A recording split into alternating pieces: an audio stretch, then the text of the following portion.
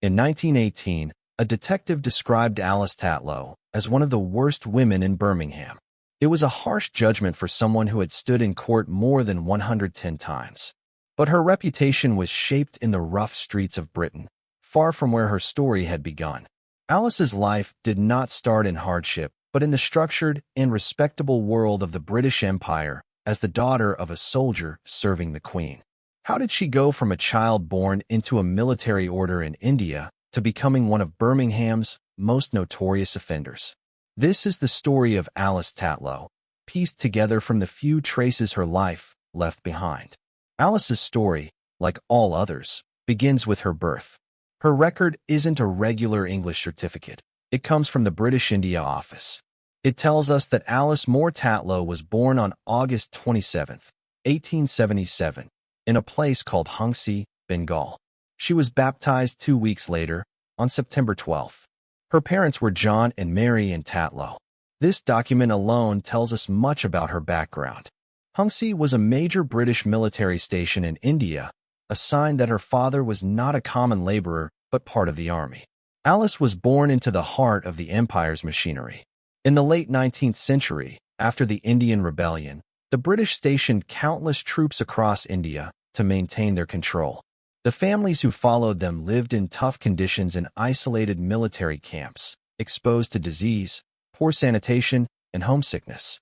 For Alice to survive her early years in such a place was already an achievement. Eventually, the Tatlow family returned to Britain, as soldiers were often moved between stations. The 1881 census places them at South Camp in Aldershot, Hampshire, fitting since Aldershot was known as the home of the British Army. The record shows John Tatlow as an armorer sergeant in the 109th Regiment of Foot. It was a responsible position, maintaining the regiment's weapons and ensuring their readiness. He was a senior non-commissioned officer, a man respected within the rigid hierarchy of army life. Living with him were his wife, Mary, and their children, including little Alice, just 3 years old, listed as a scholar. Her birthplace was noted as India, a mark that would follow her throughout her life. Surrounded by the sound of drills, bugles, and marching soldiers, Alice's early world was one of discipline and order, a far cry from the chaos that would later define her adult years in Birmingham. 10 years later, in the 1891 census, the family's situation had changed. They were now living on Lower Tower Street in Birmingham, in the parish of St. Nicholas. The army life was behind them, and they had entered the industrial world. Birmingham, known as the workshop of the world, was filled with smoke, noise, and endless factory work. The census lists Mary, Alice's mother, as the head of the household, living with 6 children. The older boys, John and Robert, worked as brass founders, typical trades for the city.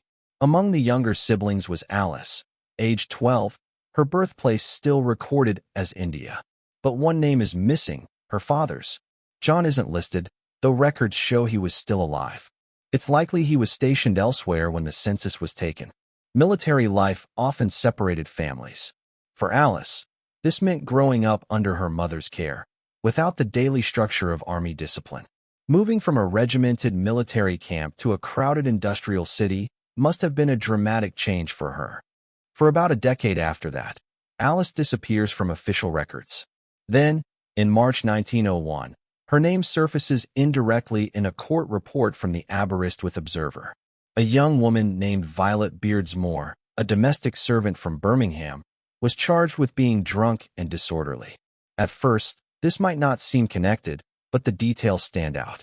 The woman appeared deeply distressed, and instead of punishment, the magistrates ordered she be treated at the infirmary.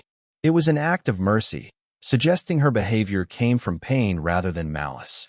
This name, Violet Beardsmore, would soon be linked to Alice Tatlow herself. This marks the first hint that Alice, now in her early 20s, was struggling. Domestic service was one of the few jobs available to working-class girls, but it was hard labor with little freedom. For many, alcohol became a way to escape exhaustion or unhappiness. The compassion shown by the court suggests Alice's suffering was visible even to strangers. 3 years later, in February 1904, her real name appeared again in the newspapers. The Birmingham Mail reported on a violent fight that ended with a man's death. Among the witnesses was Alice Tatlow. The story told of a drunken argument over money and a deadly threat involving a razor. Alice testified that she saw the accused take out the weapon and threaten the victim. This time, she wasn't the one accused, but it showed the company she was keeping people trapped in poverty and violence. She was living on Sheep Street, one of Birmingham's roughest areas, where tempers flared and danger was constant. Just months later, her life took another dark turn. In October 1904, the Birmingham Mail ran a story with the headline, "Unconscious in the Police Cell." The woman was Alice Tatlow. She had been arrested for obtaining drink while on the blacklist. The blacklist, created under the Habitual Drunkards Act, was a register of people banned from buying alcohol. For Alice to appear on it at only 27 showed how serious her drinking problem had become. What happened next was tragic. While locked in a cell at Moore Street Police Station, a constable found her unconscious on the floor with a piece of tape tied tightly around her neck. It took 20 minutes to revive her. She was then charged with attempted suicide, which, in 1904, was itself a crime. It was a moment that revealed the depth of her despair, a life so overwhelmed by pain and hopelessness that she saw no way out. From this point, newspaper reports show a continuous pattern of decline in Alice's life. In February 1906, the Nottingham Journal recorded that Alice Tatlow from Buck Street, Birmingham, was sentenced to 3 months in prison for stealing a watch from a drunk man lying unconscious in the street. The irony is cruel. Alice, who struggled with alcoholism herself, was now taking advantage of another person in the same condition. The court mentioned that she was already on the blacklist and had 23 previous convictions. The daughter of a respected Army sergeant had become a habitual offender, trapped in a hopeless cycle of drink, petty theft, and jail time. By 1908, she had moved again. A short article in the Paddington Times reported that a woman named Mary Moorcroft was sentenced to 1 month in prison for assaulting Alice Tatlow on Euston Road in London.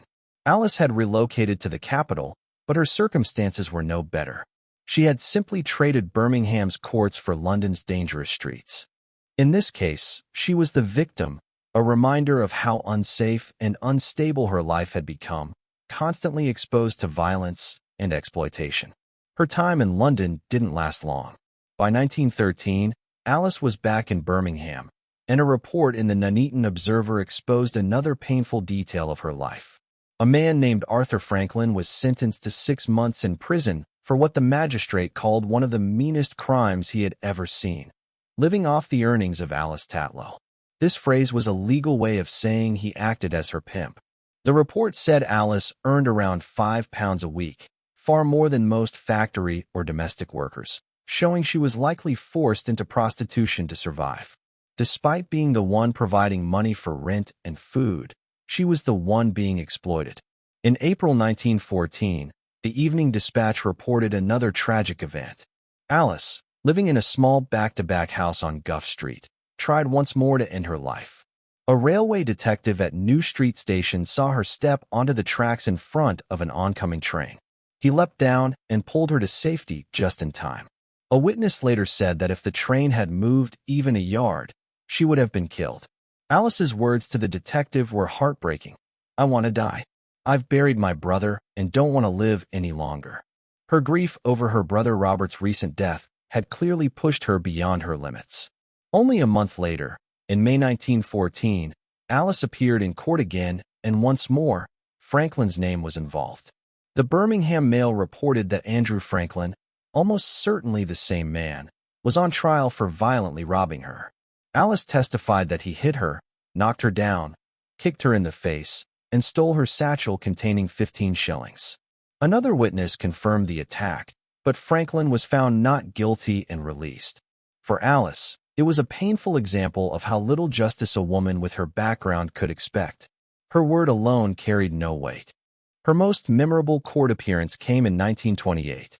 The Evening Dispatch reported that this was her 109th appearance before the Birmingham Police Court. Now 48 years old, she was charged again with being drunk and disorderly at New Street Station. When fined 20 shillings, she blamed her husband for missing a train, and, when asked if she could pay, boldly declared, "Of course I have. I can pay £50 or £100. It was a moment of false bravado, a glimpse of the fiery defiance that had carried her through decades of arrests and humiliation. At this point, official records helped confirm the story that newspapers had told. Alice appeared in the 1904 Habitual Drunkards Register, the only surviving document showing her photograph. It lists her aliases, including Annie Harris and Violet Beardmore, linking her to that earlier case in 1901. Her description was detailed: 5 feet 1.5 inches tall, stout build, fair complexion, brown hair, and blue eyes. The record also noted her tattoos of initials, clasped hands, a heart, the Prince of Wales's feathers, and the words "True Love." These marks became her second identity, instantly recognizable to police for the rest of her life. A prison record from 1918 confirmed the press accounts. It listed multiple convictions, including one under the name Violet Beardsmore in 1902 for theft, as well as others for assault, property damage, and over 50 cases of drunkenness. The numbers the newspapers reported were, in fact, real. The 1919 Habitual Criminals Register added more details. Her height was now listed as just under 5 feet, and her tattoos were again recorded. Her birthplace was given as India, though her birth year was slightly off, which is common in such records. In 1921, the Police Gazette mentioned her again under a new name, Alice O'Donnell. It noted a scar on her lip, another reminder of her harsh life. After her 1928 appearance, however, her presence in Birmingham's records faded. Then, in November 1929, the Coventry Herald mentioned an Alice Tatlow living in Clay, Warwickshire, fined 7 shillings and 6 pence for riding a bicycle without a rear light. Compared to her past crimes, this was almost absurdly minor. Could it really be her? At 51, perhaps she had finally managed to leave behind the life that had defined her for so long. The name was uncommon, but the transformation seemed so complete that it was hard to be sure. Years later, her trail reappeared in the 1939 register, taken just before the Second World War. Alice was found living at 13 Formosa Street in Paddington, London. Her date of birth, August 27, 1877, matched perfectly with the record from her baptism in India. This confirmed without doubt that it was the same woman. She was listed as married, working in domestic service. Next to her name, the surname Lane had been written and then crossed out. She lived with Henry Lane, a street trader more than 20 years younger than her. In August 1943, the St. Marylebone and Paddington Mercury reported one final case. Alice Maud Tatlow, aged 65, of Homer Row not far from Formosa Street, was charged with stealing a wallet. The crime was hauntingly familiar. She stopped a man late at night, asked for a cigarette, and took his wallet as he lit it. When accused, she said, "I can prove I wasn't there." Police told the court she had many previous convictions for theft and drunkenness. It was the same woman, the same habits, now an elderly offender in wartime London. Alice's life tells a tragic but remarkable story. From a military child in India to a habitual offender in Britain, her journey reflects both personal failure and societal neglect. She belonged to two very different worlds: the order of an army family and the chaos of the industrial slums. The gap between them may have been too great to bridge. Perhaps her father's long absences left her adrift, or perhaps her lifelong struggle with addiction sealed her fate in an unforgiving era. Her life was a constant battle with poverty, addiction, and exploitation. Yet, within the endless reports of her arrests, there were signs of strength, flashes of defiance, and survival against overwhelming odds. After her last known court case in 1943, the record of Alice Maud Tatlow disappears. Her death remains uncertain. Two possible records exist, one in Birmingham from 1960 and another in Surrey from 1965, but it's impossible to know which belongs to her. Either way, it seems her final years were quiet and anonymous, a stark contrast to her turbulent life. It was an unremarkable ending for a woman whose story had once filled the pages of Britain's newspapers, the soldier's daughter from India who spent her life fighting a private war on the streets of Britain.